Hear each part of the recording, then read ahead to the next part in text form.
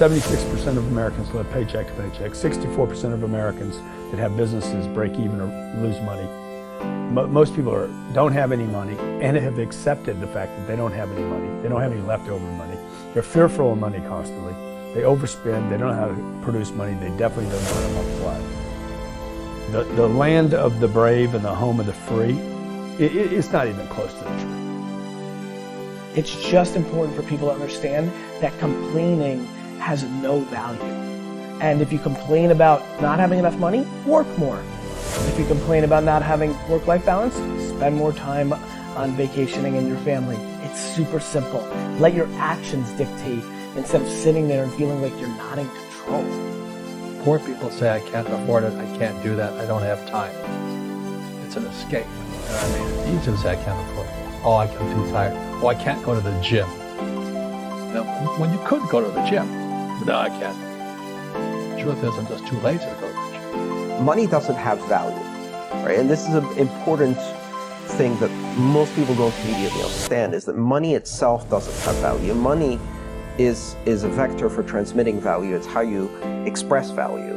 But the value isn't in the money, it's in the product or service you bought with it. And it's in the labor you gave in order to acquire it in the first place. That's where the value comes from. There's nothing intrinsically valuable in the money.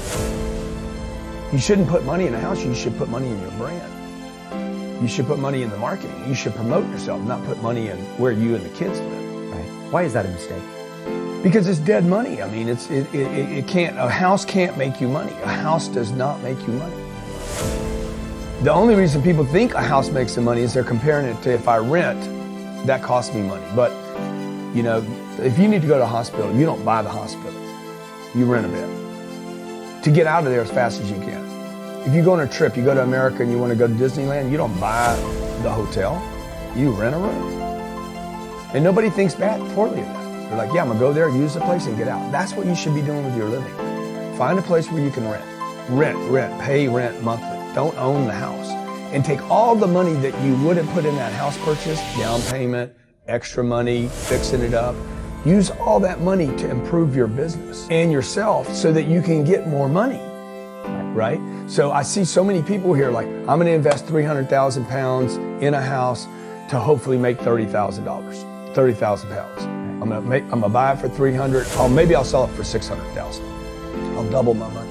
Fixed in one place, by the way, where no money comes to you. Money does not go to homes. Right, and that's a big thing on your career is moving locations. Yeah, I've moved 5 or 6 times. I can move another 4 or 5 times. Because people who stay in the same place get too comfortable. If you study wealthy people, they're mercurial. They're moving, they're mobile. They're not talking, Warren Buffett and Bill Gates do not talk about the home they live in. They talk about the places they're going to. They go meet money, they go meet wealth, they go meet connections. People are stunningly accepting of anything if they actually believe that's the purest form of it. I think I'd be less acceptable if I hedged. I really do. People will accept you. People accept everything. Just be you. Be you, and clearly people react. When you're trying to fake something and you've got bad intent, well then that's visceral and we hate. But I actually think we don't give love to the person that actually knows they have it and they're trying to fake it to conform. Hence why I won't adjust to this market all the way, because I don't think I'll be respected.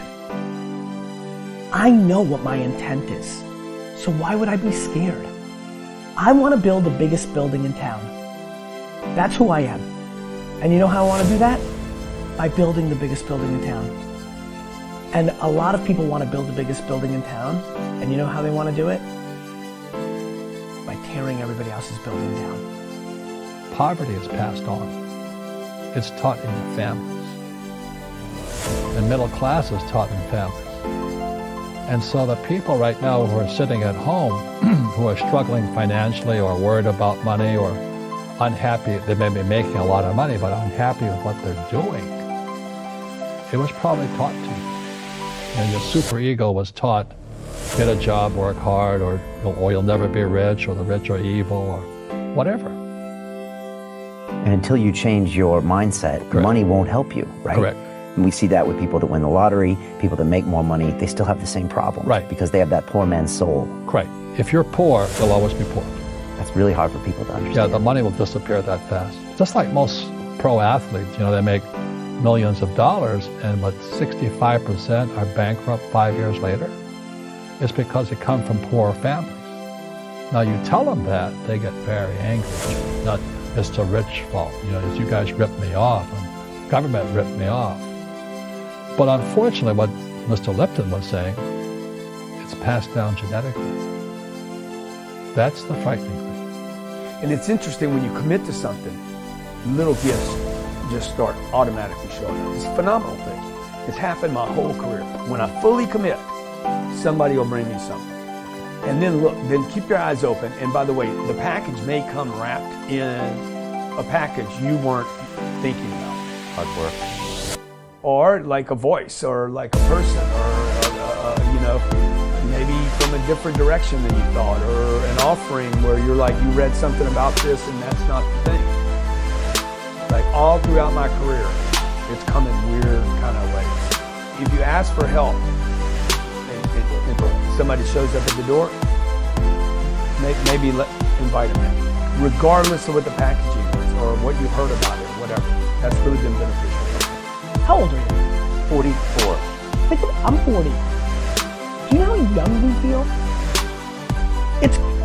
When you were 26, did you ever think that this is what 44 felt like? No. You thought that was finished? Yeah. How old are you? Like, you think a 40-year-old, like, when I was 25 years old, I thought a 40-year-old was finished. I don't even feel like I'm starting. Right? Yeah, but when I was 26, I was in a rush. I understand. And all of those guys and girls in the streets last night, when you say that to them, like that face kind of goes blank, because all the stuff they watch, MTV, music videos, this, it's all about the bling now, and the this now, and the this now. And MTV's tame. You start following people on Instagram, and it's a disaster. They're all pushing, like, it's all about champagne and private planes, and you can get it too, and just sign up for my course, and everybody's falling for it. So I'm coming out, and first of all, I want to be historically correct. Nobody in 100 years is going to watch that video and say that I was full of crap. I like that, right? Number two, I want my legend to grow. I'm always fascinated by politicians and world figures. Like Winston Churchill, his brain continues to grow, right? I want that. When I'm dead, I want to be in the ground at peace knowing my legend's growing. Like, I want that. I want that in the business world. And so I'm giving real advice, and real advice looks like this. When you're 19 and you can spend 7 full years learning your craft, meeting people that are mentors, being patient, and you wake up and you're 26 years old, you have your entire life in front of you, and you've done great foundational work to go on and then be successful.